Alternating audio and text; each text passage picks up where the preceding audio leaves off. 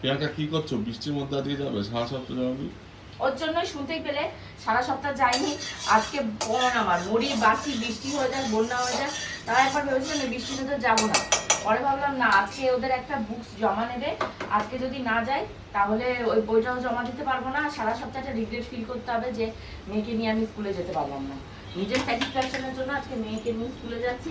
আর যেহেতু মানে বললাম না, উঠেছে 5:30 থেকে এখন 6:30 বাজে, আধা ঘন্টা 1 ঘন্টা লেগে গেছে ডিসিশন নিতেই যে কি করব, যাব কি যাব না, যাব কি যাব না। তো ফাইনালি যাচ্ছি। আর লিটল গোলকে আজকে একটু তাড়াহুড়ো করে খাবার দাবার তো কিছু বানাইনি। আর ও স্কুলই তো হয় ওদের ঘন্টা খানেকের জন্য, এক্সট্রা কি দেবো আমি ভাবলাম তাহলে একটু ডিম পোচ বানিয়ে দিই, যেটাও খেতে পারবে। আর আজকে যাওয়ার সময় তো কিছু খাওয়াবো, তারও আর সুযোগ নেই। তোমার বকুদা যদি পারতো তাহলে হয়তো একটু মানে ওই সেরিগ্রোটা গুলে টুলে খাওয়াতে পারতাম, তার হবে না। এই ছোট্ট একটা ডিম এটাই ভেজে দিই।